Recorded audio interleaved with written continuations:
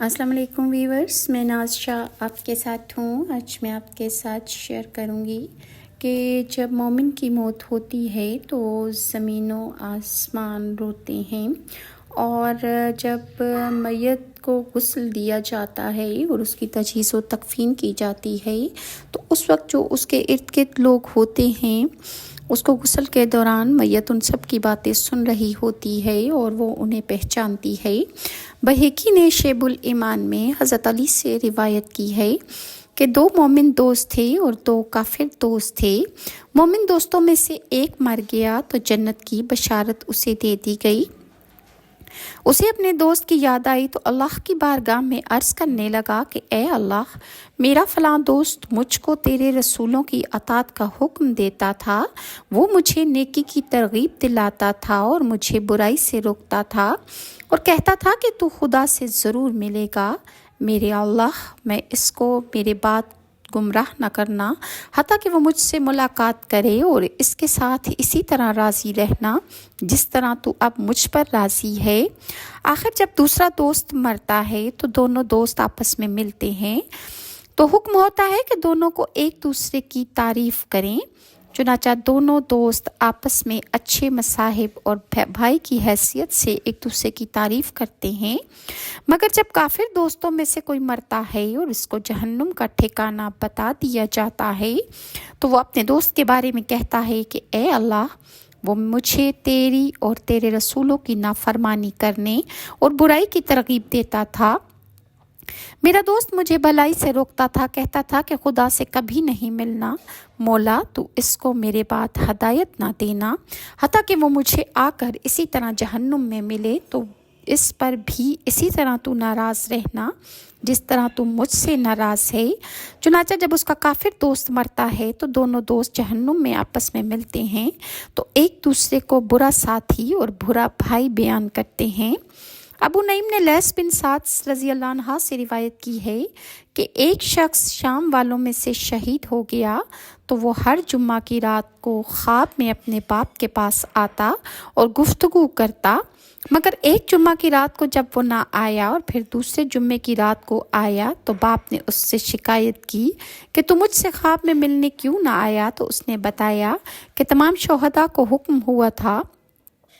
کہ وہ حضرت عمر بن عبدالعزیز کے جنازے میں شرکت کریں کہ جو اس وقت فوت ہو چکے ہیں، اور اسی طرح میت اپنے غسل دینے والے اور اپنی تجہیز و تکفین کرنے والے لوگوں کی باتوں کو سنتی ہے، اور میت کو تمام آوازیں جا رہی ہوتی ہیں اور وہ سب جو اس کے ارد گرد لوگ ہوتے ہیں ان کو پہچانتی ہے۔ ابو نعیم نے عمر بن دینار سے روایت کی ہے کہ جو بھی مرتا ہے اس کی روح ایک فرشتے کے قبضے میں رہتی ہے جو اس کے جسم کی طرف دیکھتا ہے کہ کیسے اس میت کو غسل دیا جا رہا ہے، کیسے اس کو لے جایا جا رہا ہے۔ وہ فرشتہ کہ جس کے قبضے میں اس کی روح ہوتی ہے اس میت سے کہتا ہے کہ لوگوں سے اپنے بارے میں اپنی تعریفیں سنو۔ ابو الشیخ مرسل عبید بن مرزوق سے روایت ہے کہ مدینہ میں ایک عورت مسجد کی صفائی کیا کرتی تھی، چنانچہ جب اس کی موت واقع ہو گئی اور رسول اللہ صلی اللہ علیہ وآلہ وسلم کو اس کے مرنے کی خبر نہ دی گئی، مگر ایک روز ایسا ہوا کہ اس کی قبر سے رسول اللہ صلی اللہ علیہ وآلہ وسلم کا گزر ہوا، تو رسول اللہ نے پوچھا کہ یہ قبر کس کی ہے؟ تو صحابہ اکرام نے عرض کیا کہ یا رسول اللہ، یہ ام محجن کی قبر ہے جو مسجد کی صفائی کا کام کیا کرتی تھی۔ رسول اللہ صلی اللہ علیہ وآلہ وسلم نے فرمایا صف باندھو۔ چنانچہ سب صحابہ اکرام نے رسول اللہ صلی اللہ علیہ وآلہ وسلم کی ہمراہ صف باندھ کر اس کی نماز جنازہ پڑھی۔ پھر رسول اللہ صلی اللہ علیہ وآلہ وسلم نے اس میت یعنی اس مردہ عورت کو مخاطب کر کے کہا کہ کون سا تیرا عمل اچھا پایا گیا؟ صحابہ کرام نے عرض کیا کہ کیا یہ عورت سنتی ہے، یعنی یہ عورت جو مر چکی ہے اور قبر میں دفن ہو چکی ہے، اور رسول اللہ صلی اللہ علیہ وآلہ وسلم اس کو اپنے ساتھ مخاطب کر کے پوچھ رہے ہیں کہ تمہارا کون سا عمل ایسا تھا جو اچھا پایا گیا آخرت میں؟ تو حضور صلی اللہ علیہ وسلم نے فرمایا کہ تم سے زیادہ یہ مردہ عورت میری بات سنتی ہے۔ اور پھر اس عورت نے قبر سے جواب دیا کہ میرا سب سے اچھا عمل میرا مسجد کی صفائی کا عمل اچھا پایا گیا۔ ابن ابی دنیا نے القبور میں حضرت عمر بن عبدالعزیز سے روایت کی ہے کہ رسول اللہ صلی اللہ علیہ وآلہ وسلم نے ارشاد فرمایا کہ جب میت کو اس کے تختے پر رکھ کر 3 قدم انسان پیچھے ہوتا ہے تو میت بات کرتی ہے، جنات اور انسان کے علاوہ سب اس میت کے کلام کو سنتے ہیں، لہٰذا میت کہتی ہے کہ جیسا مجھے تختے پر ڈالا گیا ایسے ہی تمہیں بھی ڈالا جائے گا، زمانہ تم سے کھیل نہ کرے جیسے مجھ سے کیا، جو میرے پاس تھا میں نے وارثوں کے لیے چھوڑ دیا، قرض خواہ قیامت کے روز مجھ سے جھگڑا کرے گا اور حساب کرے گا، تم مجھ کو چھوڑ کر جا رہے ہو۔ اور اسی طرح ترمذی نے، ابو نعیم، ابو یعلا اور ابن ابی حاتم نے حضرت انس سے روایت کی ہے کہ رسول اللہ صلی اللہ علیہ وآلہ وسلم نے ارشاد فرمایا، ہر انسان کے 2 دروازے ہیں، ایک در سے عمل چڑھتے ہیں تو دوسرے در سے اس کا رزق زمین پر اس کے لیے آتا ہے،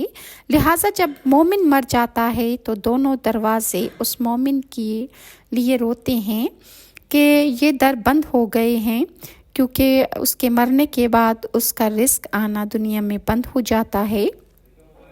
ابن جریر نے حضرت ابن عباس سے روایت کی ہے کہ ان سے پوچھا گیا کہ کیا کسی پر آسمان اور زمین بھی روتے ہیں؟ تو حضرت ابن عباس نے جواب دیا، ہر انسان کے 2 دروازے ہیں، ایک وہ دروازہ کہ جس سے اس کا عمل آسمان پر جاتا ہے، اور دوسرا وہ دروازہ کہ جس سے اس کا رزق زمین پر اس کے لیے آتا ہے،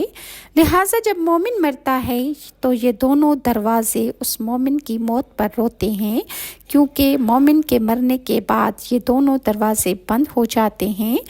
اسی طرح سے وہ زمین کہ جس پر وہ مومن نماز پڑھتا تھا، سجدے کرتا تھا اور ذکر الہی کرنے میں مصروف رہا کرتا تھا، زمین کے وہ تمام ٹکڑے اس میت کے لیے روتے ہیں، مگر کافر اور فرعون کی قوم کے لیے نہ اچھا نشان تھا نہ ان کے اچھے عمل جو آسمان پر جاتے، بس اس کے مرنے پر نہ آسمان روتا ہے نہ زمین، اور یہی معنی خدا کے فرمان کے مطابق ہیں جو کہ سورہ پارہ 25 سورہ دخان کی آیت نمبر 29 کے ہیں۔ اور اسی طرح انسان کے زمین میں جس زمین سے اس کی مٹی لے کر اسے بنایا جاتا ہے، ہر انسان کو اسی مٹی میں اسی جگہ پر دفن کر دیا جاتا ہے۔ حکیم ترمذی نے نوادر الاصول میں حضرت ابن مسعود سے روایت کیا ہے کہ ایک فرشتہ رحم پر مقرر ہے، وہ نطفہ کو رحم سے لے کر کہتا ہے کہ اے اللہ اس کو پیدا کرے گا یا نہیں؟ اگر اللہ تعالیٰ فرماتا ہے کہ یہ نطفہ پیدا ہوگا تو فرشتہ پوچھتا ہے کہ اس کا رزق کیا ہے، اس کی موت کا وقت کیا ہے، اس کے عمل کیا ہیں؟ اس پر اللہ تعالیٰ فرماتا ہے کہ لوح محفوظ میں دیکھو، تب وہ فرشتہ لوح محفوظ میں دیکھتا ہے تو اسے جو انسان نے پیدا ہونا ہوتا ہے اس کے سارے حالات لوح محفوظ میں فرشتہ لکھے دیکھتا ہے۔ اس کے بعد وہ اس کے دفن کی جگہ کی مٹی لے کر اس میں گوندتا ہے۔ نطفہ کا اس مٹی میں گوندا جانا پارہ نمبر 16 سورہ طٰہٰ کی آیت نمبر 55 کی دلیل ہے۔ اگر جواب ملتا ہے کہ پیدا ہونے والا نہیں تو رحم اسے پھینک دیتا ہے، یعنی وہ بچہ پیدا ہونے سے پہلے ہی ضائع ہو جاتا ہے۔ اور حضرت ابن مسعود سے روایت ہے کہ ایک فرشتہ رحم پر مقرر ہے، جب نطفہ انسانی عورت کے رحم میں ٹھہرتا ہے تو فرشتہ اسے اپنے ہاتھ میں لے کر پوچھتا ہے کہ اے اللہ یہ پیدا ہونے والا ہے یا نہیں؟ اگر اللہ سے جواب ملتا ہے کہ پیدا ہونے والا نہیں ہے تو رحم اسے پھینک دیتا ہے، اور اگر جواب ملتا ہے کہ بچہ پیدا ہونے والا ہے تو پھر فرشتہ پوچھتا ہے کہ اے اللہ، یہ مرد ہے یا عورت، بدبخت ہے یا نیک بخت، اس کی موت کا وقت کیا ہے اور اثر کیا ہے، اس کا رزق کیا ہے، کس زمین میں یہ مرے گا؟ تو اللہ تعالیٰ جواب دیتا ہے کہ سب کچھ اس کے بارے میں لوح محفوظ میں لکھ دیا گیا ہے۔ پھر نطفہ سے پوچھا جاتا ہے کہ تیرا رب کون ہے؟ وہ کہتا ہے کہ میرا رب اللہ ہے۔ پھر نطفے سے پوچھا جاتا ہے کہ تیرا رازق کون ہے؟ تو وہ کہتا ہے کہ اللہ ہے۔ تو اسے پیدا کر دیا جاتا ہے، اپنے نشانات قدم بناتا ہے۔ جب اس پہ موت آتی ہے تو مرنے کے بعد اسی جگہ پر دفن ہوتا ہے جہاں سے مٹی لے کر اس کو پیدا کیا گیا تھا۔ اور ابن ابی دنیا نے کبور میں عبداللہ بن نافع مزنی سے روایت کی ہے کہ ایک شخص مدینہ میں مر گیا۔ اسے ایک شخص نے دیکھا کہ وہ جہنمی ہے تو اس پر اسے دکھ ہوا۔ اس کے 8 روز بعد اس نے خواب میں دیکھا کہ وہ اہل جنت سے ہے، تو اس پر اس کے مرنے والے سے اس نے معاملہ دریافت کیا کہ ایسا کیا ہو گیا کہ تو جہنمی تھا لیکن تو جنت میں گھوم رہا ہے؟ تو اس نے بتایا کہ اس کے قرب میں ایک آدمی دفن کیا گیا ہے، یعنی اس کی قبر کے ساتھ ایک اور آدمی کی، ایک ایسے نیک آدمی کی قبر ہے کہ جس نے 40 آدمیوں کے لیے شفاعت کی، لہٰذا وہ بھی ان میں شامل ہو گیا۔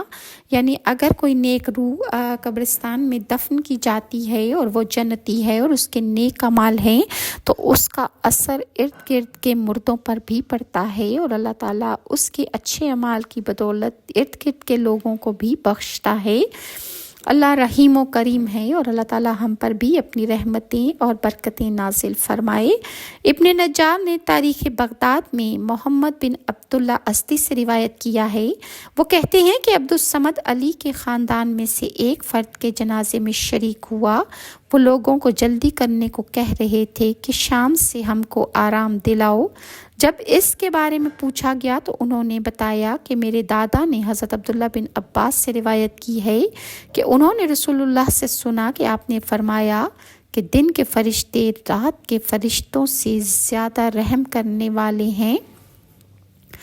اور اسی طرح جب مردوں کو دفن کیا جائے تو اس وقت کیا تلقین کرنا چاہیے، آج میں آپ کے ساتھ یہ بھی شیئر کرتی ہوں۔ بزار نے حضرت علی رضی اللہ عنہ سے روایت کیا ہے کہ جب جنازہ قبر پر پہنچ جائے اور لوگ ارد گرد بیٹھ جائیں تو تم نہ بیٹھو بلکہ اس کی قبر کے کنارے پر تم کھڑے ہو جاؤ۔ جب مردے کو قبر میں اتارا جائے تو تم یہ پڑھو، ترجمہ ہے کہ اے اللہ کے نام سے شروع کرتا ہوں، رسول اللہ صلی اللہ علیہ وآلہ وسلم کے مذہب پر۔ اے اللہ، تیرا بندہ تیرے پاس آتا ہے اور تو سب سے زیادہ بہتر میزبان ہے، دنیا کو اپنے پیچھے چھوڑ کر آیا ہے، تو جس کی طرف وہ آیا ہے اسے اس کے لیے بہتر بنا دینا، کیونکہ تو نے فرمایا ہے کہ جو اللہ کے پاس ہے وہ نیکوکاروں کے لیے اچھا ہے۔ طبرانی نے حضرت عبد الرحمن بن علا سے روایت کیا ہے کہ انہوں نے کہا کہ میرے والد نے وصیت کی کہ اے میرے بیٹے، جب تم مجھے قبر میں رکھنا تو تم مجھے یہ کہنا، یعنی انہوں نے پارہ نمبر 1 سورہ بقرہ کی آیت نمبر 1 تا 5 کہ امن الرسول